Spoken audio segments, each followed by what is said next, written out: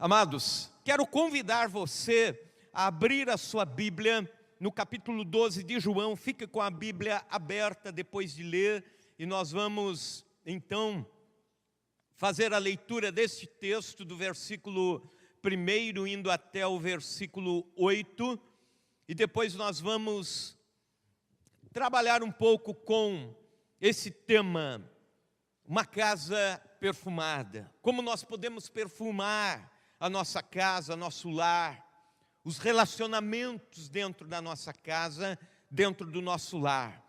Pois bem, eu quero primeiro, antes de ler o texto, dizer que o mundo tem banalizado a instituição que se chama família.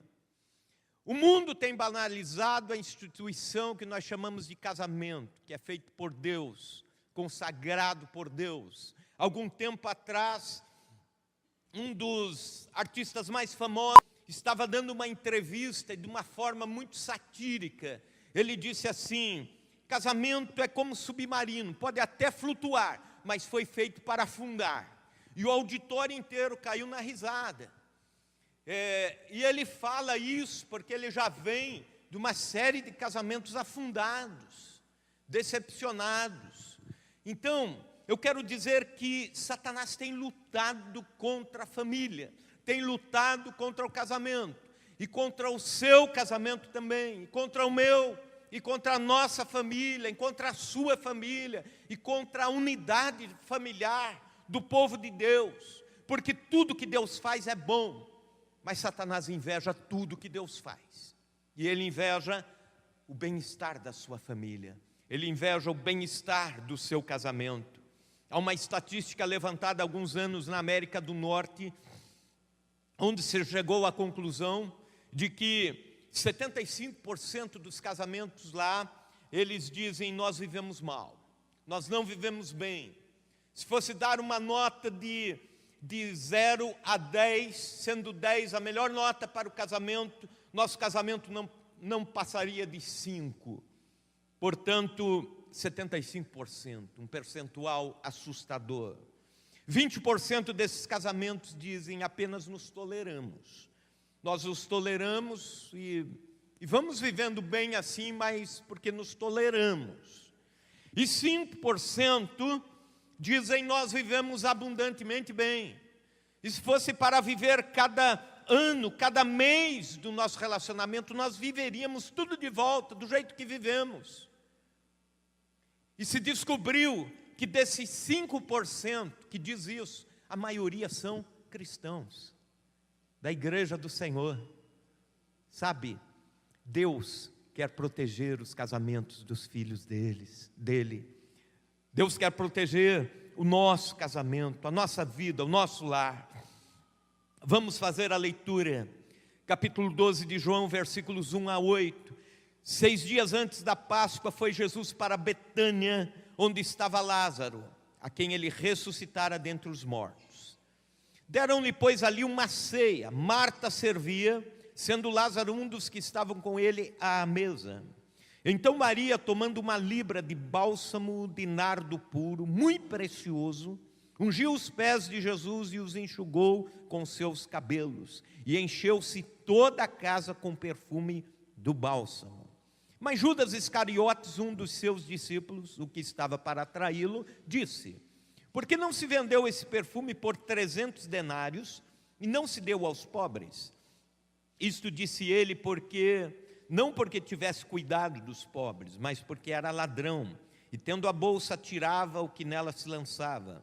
Jesus, entretanto, disse: deixa que ela guarde isso para o dia em que me embalsamarem. Porque os pobres sempre o tendes convosco, mas a mim nem sempre me tendes. Observe a última parte do versículo 3, e quero que você repita comigo esta última frase: e encheu-se toda a casa com o perfume do bálsamo. Vamos repetir juntos? E encheu-se toda a casa com o perfume do bálsamo.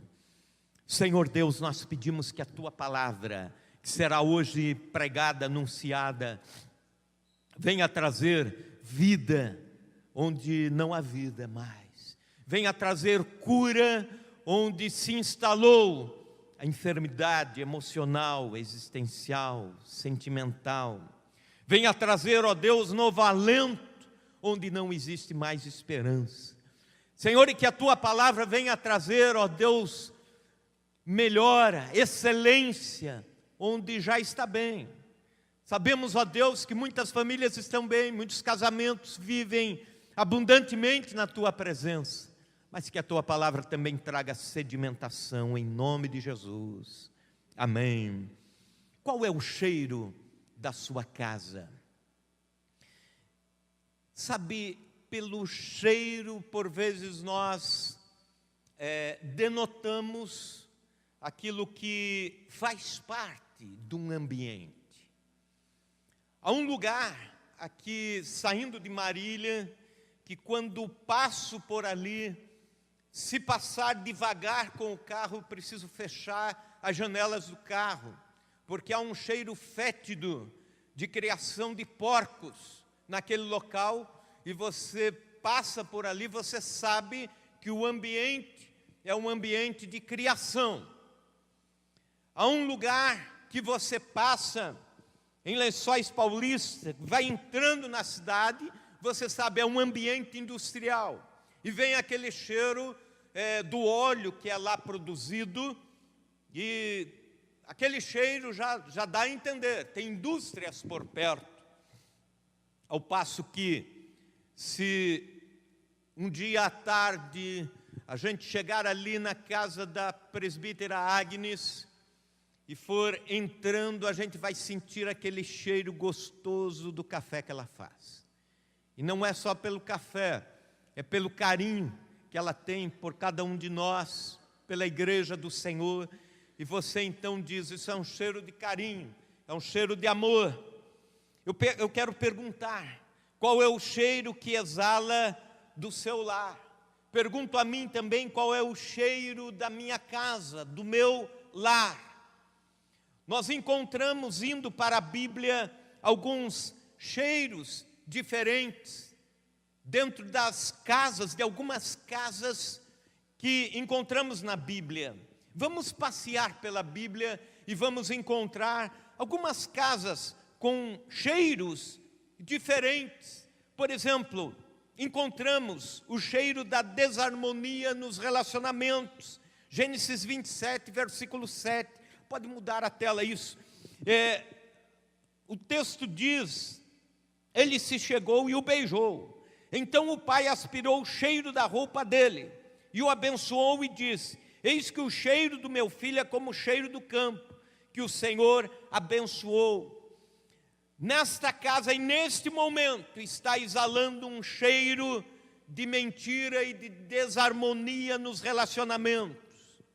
Isaac era o filho, Isaac era o pai, estava quase a morrer, cego, velhinho, e ele precisava naquele dia abençoar os seus 2 filhos, o primogênito Esaú e Jacó, o mais novo. Apesar de gêmeos, um nasceu antes, Esaú nasceu antes, e ele tinha o direito à bênção da primogenitura, que numa série de situações, a primogenitura significava o direito da liderança religiosa do lar, da família, da clã. Também direitos maiores sobre as heranças do que os irmãos mais novos, e assim por diante. Mas a mãe gostava mais de Jacó, e o pai gostava mais de Esaú. Na psicologia a gente chama isso de alianças cristalizadas. Isto é, quando um pai gosta mais de um filho do que de outro, a mãe gosta mais de um filho, de uma filha do que de outro, e isso dá encrenca para o resto da vida. Algum tempo atrás eu estava acompanhando uma situação assim, de aliança cristalizada, e uma das noras dizia assim, ela dizia perto dos filhos, que eram os netos, dizia, seu avô gostava mais do tio tal, e é por isso que na partilha da herança ele ficou com a parte melhor da terra, é por isso que a gente está penando aqui, porque teu avô gostava mais do irmão do seu pai e menos do seu pai. E já indo para a 3ª geração, o problema das alianças cristalizadas, o dilema de alguém gostar mais de alguém dentro da família. Nós realmente gostamos de forma diferente de um filho do que de outro. Isso é normal. Se você tem um filho que precisa mais de cuidados, é uma forma de gostar diferente aqui, ali, mas na mesma intensidade de amor. A intensidade não pode mudar. Mas era diferente entre Jacó e Esaú. E a mãe arma toda uma cilada para que o cheiro de Jacó seja o cheiro de Esaú. E na verdade, quando olhamos para este texto, não é um cheiro de um filho, o cheiro do outro. É um cheiro de desarmonia nos relacionamentos. Que cheiro horrível de uma casa quando o filho está contra o pai está contra o filho, o irmão está contra o irmão, o cônjuge está contra o outro, tudo fica azedo. E a Bíblia diz em Jó capítulo 39, versículo 25, que esse tipo de lar cheira de longe a batalha. Como é curador quando existe o cheiro da harmonia nos relacionamentos. Ontem à noite eu estive pregando na primeira IPI de Botucatu aos casais, trazendo um estudo, uma palestra, e um pouco antes de nós ministrarmos a palestra, os casais cantaram um hino muito lindo, muito antigo, e que uma das estrofes diz: muito felizes nos correm os dias, e depressa se esvai a nossa dor, são benditas as sãs alegrias, quando reina no lar doce amor. Como é gostoso sentir cheiro de paz no lar. Como é gostoso sentir cheiro de unidade na família. Como é bom entrar no lar, na casa, e cheirar e dizer: aqui existe cheiro de harmonia. Mas agora eu quero convidá-lo a nós irmos para uma outra casa. E nesta casa, Provérbios 7, 17 a 19, nós encontramos a mulher casada, cujo esposo viaja, e ela chama o menino mais novo para alguém, algum vizinho, algum amigo, para desfrutar com ela os amores. E o texto diz: já perfumei o meu leito com mirra, aloés e cinamomo. Vem, embriaguemo-nos com as delícias do amor até pela manhã. Gozemos amores, porque o marido não está em casa, saiu de viagem para longe. Ela deixa o quarto perfumado, e esse perfume nós podemos chamar de o perfume da imoralidade. Quantos lares estão passando por momentos difíceis? E o cheiro é o cheiro da imoralidade.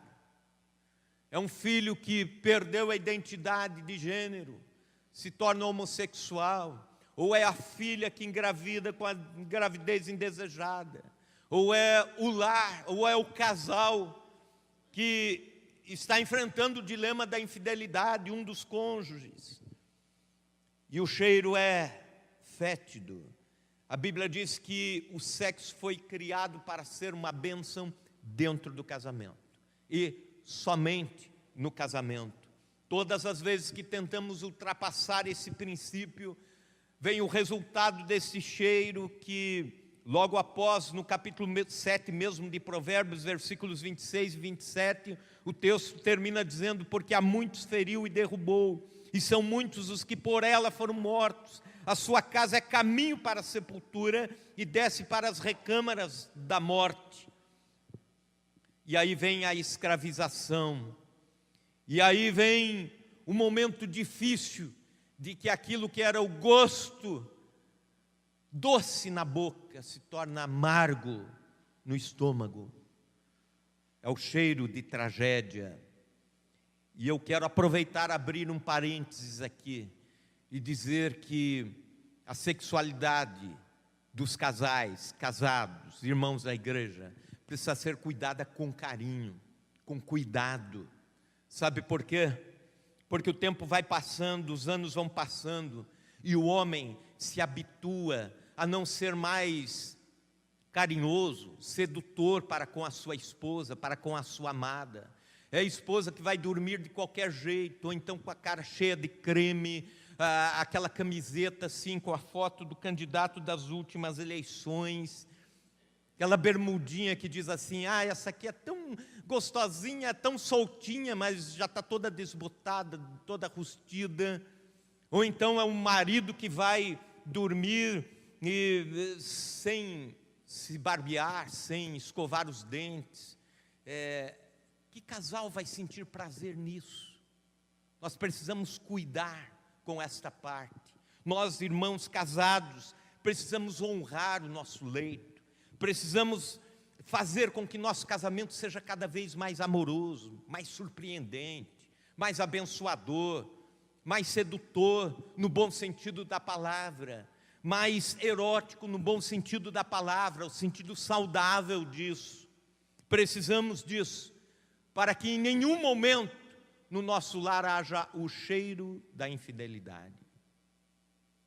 O cheiro da dor, quando vamos para o lar de Jó. Acompanhe comigo Jó 19, 17 a 19. O meu hálito é intolerável à minha mulher, e pelo mau cheiro sou repugnante aos filhos de minha mãe. Até as crianças me desprezam e, querendo eu levantar-me, zombam de mim. Todos os meus amigos íntimos me abominam, e até os que eu amava se tornavam contra mim. Entrando agora na casa de Jó, nós sentimos o cheiro da dor. Ele descreve o seu hálito, ele diz: é insuportável. É insuportável, as pessoas fogem de mim porque eu estou muito doente. Não sabemos que doença Jó teve, se ele teve câncer ou teve lepra, o qual é, mas dá-se a entender que era uma doença degenerativa, que o colocou longe até do seu lar. Seu corpo físico entrou em colapso, sua pele começou a apodrecer. Ele sentia febres o dia inteiro pelo corpo. Você vai encontrar isso no livro de Jó. Existem muitos lares que cheiram a doença e a dor. Por vezes é a doença física. E isso é muito difícil. É muito difícil carregar o dilema de alguém querido dentro do lar, enfermo. Ou então, o cheiro da perda, alguém que se foi e as lágrimas vêm, é o cheiro da dor. Talvez algum lar esteja passando pelo dilema da dor, mas eu quero te dizer, o choro pode durar uma noite, mas a alegria vem pela manhã. Nenhuma dor é eterna, sabe por quê? Porque nós um dia estaremos num corpo incorruptível. Nenhuma dor é eterna, porque nós estamos em preparo para a eternidade com Deus. O cheiro de morte, João capítulo 11, versículo 39. Então ordenou Jesus: tirai a pedra. Disse-lhe Maria, irmã do morto: Senhor, já cheira mal, porque já é de 4 dias. Agora nós vamos entrar na casa de Marta, Maria e Lázaro. Lázaro havia morrido. E Jesus, você sabe o relato bíblico, chegou tarde demais aos olhos humanos. Tarde demais na cronologia dos homens. Mas chegou no tempo dele. Chegou no tempo que ele tinha reservado para fazer um dos maiores milagres da sua passagem aqui pelo seu ministério terreno. Era a morte física de Lázaro, era o cheiro da morte. Mas existe também o que nós poderíamos chamar de a morte social, ou a morte existencial. Sabe quando pessoas desistem de viver aos poucos? Isso também é morte. Morte não é fechar os olhos para esta vida, mas morte é quando você desiste de algum sonho que te dá esperança, que te dá vida, que te dá o colorido da vida. E muitos casais dizem: nosso casamento já morreu. Ou então muitos dizem: nosso relacionamento já morreu, não existe mais. A unidade familiar já morreu, o meu lar já morreu, não há mais esperança. E sem esperança não há mais alegria, sem alegria não há mais razão para continuar vivendo, empurra-se a vida. Isso é morte aos poucos, é morte existencial. Lavaram as mãos, desistiram, como uma filha que de repente decidiu ir embora, viver a sua vida do jeito que queria, longe dos princípios de Deus, longe dos princípios dos pais. E o pai e a mãe sempre tentando trazê-la novamente, buscá-la. Ela vinha, voltava, caía na imoralidade, nas drogas, até que chega um dia que a mãe, cansada, abatida, toda desfigurada pela tristeza, depressiva, disse: eu lavo minhas mãos, não aguento mais, eu desisto. É a desistência. Quando você diz, acabou, desisto, agora só Deus. Aí é que você falou exatamente o que tinha que ter falado lá no começo, agora é só Deus. Por que você espera tudo acabar para dizer, agora só resta Deus? Sabe, quando o problema está começando, é o momento de dizer, agora é só Deus. Porque é só Ele, é Ele que pode, é Ele que vai fazer, é Ele que vai transformar, é Ele que pode fazer um milagre e mudar o cheiro da morte para o cheiro da vida. Quando nós vamos para a casa dos hebreus no deserto, nós encontramos o cheiro da avareza. Veja comigo o Êxodo capítulo 16, versículos 19 e 20.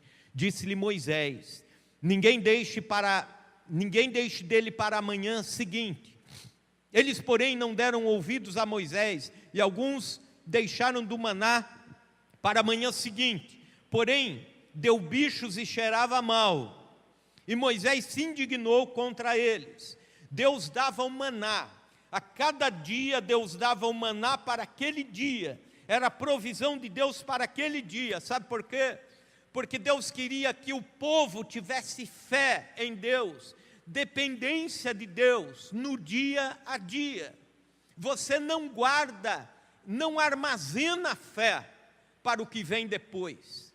Escute isso, Deus te dá fé e confiança para passar pelas tribulações deste dia. É por isso que Jesus disse, basta cada dia o seu mal. Deus te dá forças para enfrentar este dia. E o povo de Israel não entendia isso. Deus mandou o maná e disse, ninguém vai armazenar o maná. Maná é o símbolo da fé e da provisão divina. Ninguém vai guardar para o dia seguinte. E aí, o pessoal avarento começou a guardar para o dia seguinte. Opa, tá sobrando comida, Deus está mandando, e nós vamos comer hoje e vamos guardar. Vai que Deus esquece amanhã. Vai, coitado, ele está velhinho, muita coisa para cuidar. Vai que ele esquece da gente aqui no deserto, nós vamos morrer, então é melhor guardar. Sabe, é assim que a gente pensa.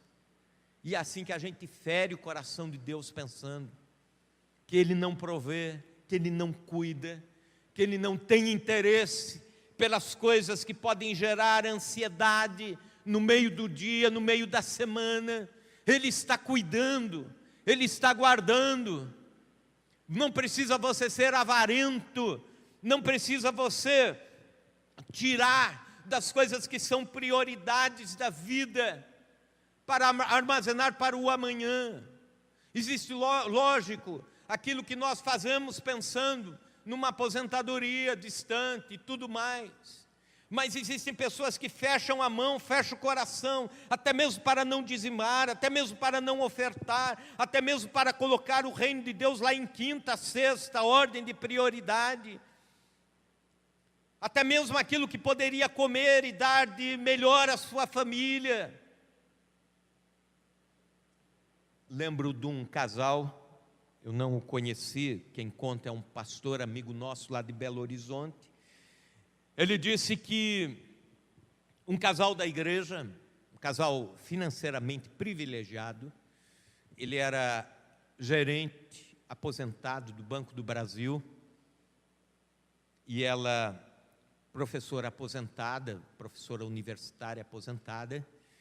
Quando a igreja dizia assim, vamos fazer uma programação, um encontro de casais e tal. Eles não iam, porque guardava-se aqueles trocados. E a esposa dizia, vamos, meu bem, vamos lá, vamos investir no nosso lar. Não, a gente não sabe o amanhã, a gente não conhece o amanhã, tem que guardar para o futuro, e guardar, e vamos trocar de carro. Olha, nosso carro já está dando piripaque, já há muitos anos. Não, ainda, eu vou dar uma meia sola, ainda vai aguentar mais 18 anos. Estou exagerando aqui, mas, sabe, casa despencando, vamos fazer uma reforma, dar uma pintura nova. Não, a gente não sabe o amanhã, a gente não sabe o que vai acontecer, e vivia assim numa neurose. Esse homem um dia infartou e bateu as botas. O tempo passou, 2 anos, 3 anos, essa irmã casou de novo. Casou de novo com o diretor do Banco do Brasil, que também era viúvo. E aí desfrutavam, iam nas viagens, nos encontros de casais e tal. E tudo que o outro tinha armazenado, guardado, ficou para o desfrute do superior dele ainda.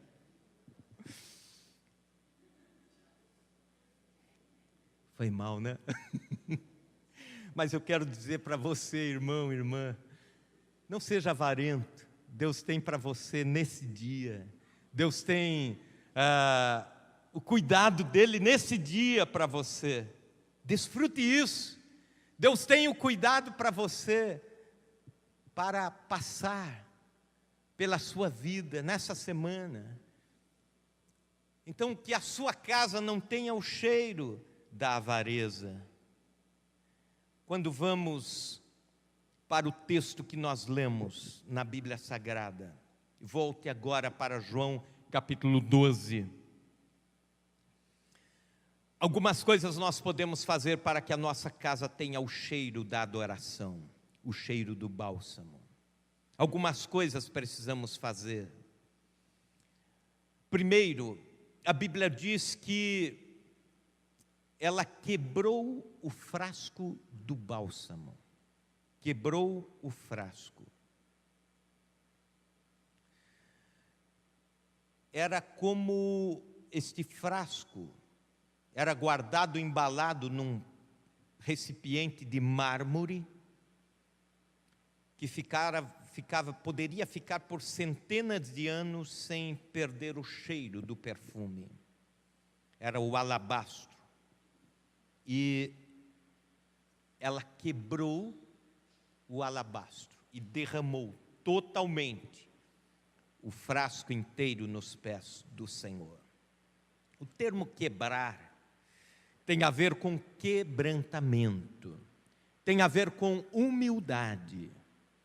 Todas as vezes que nós não nos quebrantamos, nós estamos acumulando a ira não tratada, a encrenca não resolvida. Precisamos quebrantar o coração. Nas casas precisamos quebrantar o coração. Isso é muito difícil para os homens. Os homens são mais orgulhosos do que as mulheres. As mulheres, as esposas pedem perdão com mais facilidade. As esposas pedem perdão com mais frequência. E normalmente são os homens que têm orgulho muito elevado. E isso é complicado demais. Nós precisamos quebrar o alabastro. Senão o cheiro do bálsamo não sai para a casa. Precisa haver quebrantamento de frasco. Precisa haver quebrantamento de recipiente. É o abatimento do orgulho, é o esvaziamento da vaidade, é o esfarinhamento da presunção, da jactância. E nós precisamos disso. Um homem era crente, irmão de igreja, mas era muito duro, muito severo. Ele nunca pediu perdão para sua esposa de nada. Ele nunca pediu perdão para os seus filhos de nada. Ele sempre muito orgulhoso.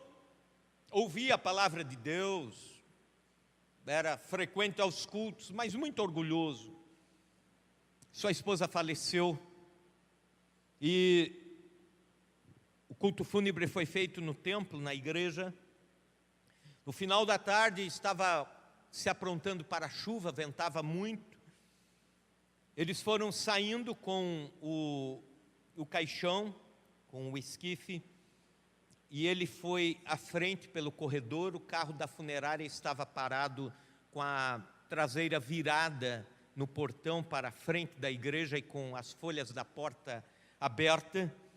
E quando eles estavam quase chegando, o vento bateu muito forte e fechou uma das folhas da porta. E o agente funerário pediu a ele: por favor, abra a porta para a gente colocar o caixão. Ele foi lá, ele foi à frente, abriu a porta. Quando ele abriu a porta, ele despencou a chorar. Sabe por quê? Porque ao longo de toda a vida de casados, a sua esposa sempre pedia a ele: por que você não abre a porta para eu entrar, pelo menos de vez em quando? Por que você não abre a porta do carro quando a gente vai passear, pelo menos em datas especiais? Eu acho tão bonito o esposo fazer isso para a esposa, ela dizia. E ele sempre dava uma resposta ríspida ou ficava quieto, nunca fez isso. E a primeira vez que estava fazendo já era a última também. E ela não estava vendo isso. O coração dele se quebrou na hora. Sabe, nós precisamos quebrar o vaso de alabastro. Alguém precisa se humilhar para que a nossa casa cheire bem. Outro detalhe, o nardo era puro. Veja o que diz em João, capítulo 12, versículo 3. Então Maria, tomando uma libra de bálsamo de nardo puro, muito precioso, ungiu os pés de Jesus. O nardo era puro. Isso significa que as nossas expressões dentro do lar precisam ser puras. O amor precisa ser puro. Os relacionamentos precisam ser puros. A Bíblia nos alerta em Eclesiastes 10:1, qual a mosca morta faz o unguento do perfumador exalar mau cheiro, assim é para a sabedoria e a honra um pouco de estultícia. Isto é, assim é para a sabedoria e a honra um pouco de loucura, um pouco de burrice. Uma pequena mosca compromete o perfume todo, o tonel inteiro. É interessante que não é o contrário. Uma mosca morta sai perfumada porque caiu num tonel de perfume. A conta é o contrário. É o pequeno perverso que coloca a perder toda a pureza. Um pequeno ato de corrupção coloca toda a história a se perder. O nardo era puro. Cuidado com as pequenas moscas que podem cair no perfume do seu lar. O texto também diz que o nardo era caro. Judas logo reclama dizendo: esse perfume podia ser vendido por 300 denários. Seria mais ou menos como esta conta: um ano inteiro de trabalho de alguém ganhando um salário mínimo. Isso daria aí aproximadamente R$11.500, por aí, R$11.000. Você já imaginou um perfume valer isso? Ela derrama todo esse perfume aos pés de Jesus, chora, enxuga os cabelos, enxuga os pés com os cabelos, e Judas olha a cena e diz: é muito dinheiro, é caro demais. Por que não dá aos pobres? Sabe, ele faz aquela mesma conta que muitos crentes fazem. Chega na hora de contribuir com alguma coisa: eu não concordo porque tinha que ser para os pobres. Eu não concordo com isso porque... E Jesus disse: a assistência social sempre vamos ter. O socorro sempre vamos ter. Mas isso aqui é uma expressão de adoração. Isso aqui é uma expressão que nem sempre vão me ter. Porque daqui a alguns dias, ele está profetizando, eu vou, meu corpo vai ser embalsamado.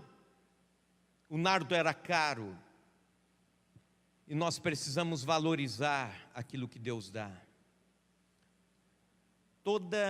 Todas as bênçãos de Deus, inclusive a maior delas, a salvação, foram conquistadas na cruz do Calvário por Jesus, um único sacrifício. Tudo mais vem pela graça, mas não é graça barata. Não é graça que nada exige. Não é graça que é dispensada, que é jogada de uma forma aleatória, a granel. Alguém escreveu, e quem escreveu isso é um calvinista convicto, ele diz, religião que nada exige, nada vale. Nós devemos entender que Jesus não quer nenhum sacrifício além daquilo que já foi feito na cruz do Calvário. Mas as nossas expressões de amor e de adoração a Ele constrangem nosso coração a dar o melhor para Deus, a servi-lo da melhor forma, a dar o melhor do nosso tempo, a dar o melhor da nossa vida para Ele, a dar o melhor da nossa caminhada para Deus, o melhor do nosso tempo. Quem sabe desligar a TV antes do que você normalmente desliga para ter um tempo de estudo de um livro cristão, para ter um tempo de estudo das doutrinas bíblicas, para ter um tempo de estudo da palavra de Deus, para investir no seu ministério, para investir na sua vida cristã, em oração, em adoração, em serviço cristão. Quem sabe separar um final de tarde, um começo de noite, semanalmente, um dia na semana, para visitar alguém que está precisando da mão estendida de Cristo e da igreja. Isso não é só o trabalho para o pastor ou para os presbíteros, é o trabalho que o irmão deve fazer com o irmão, a igreja se importando com a igreja. Invista tempo. Isso é o nardo caro, é o perfume caro, onde você diz, isso está valendo a pena. Eu quero investir, eu quero tirar de onde me faria falta para investir no reino de Deus. Lembro-me do sacrifício de Davi, quando ele diz, eu gostaria de comprar aquele campo, para naquele campo oferecer o maior sacrifício da minha vida, honrar a Deus assim de uma forma que vai ficar na história, mas tem que ser naquele lugar. E aí os servos de Davi ouvem isso, vão lá e compram o campo e dizem, olha, não precisa o senhor se preocupar com o preço, já está tudo quitado, a escritura está aqui, já é seu. Ele disse, não, eu não farei nada, não oferecerei sacrifício a Deus que não me custe nada. A ideia é justamente essa, você fazer da sua vida algo caro a Deus, algo caro ao serviço de Deus, não por uma troca, mas por uma expressão de amor, não por uma troca, mas por uma expressão de dizer, eu te adoro, Deus, eu reconheço o teu sacrifício, eu reconheço que é o Senhor. O nardo era caro, o nardo era puro, e foi necessário quebrar o frasco.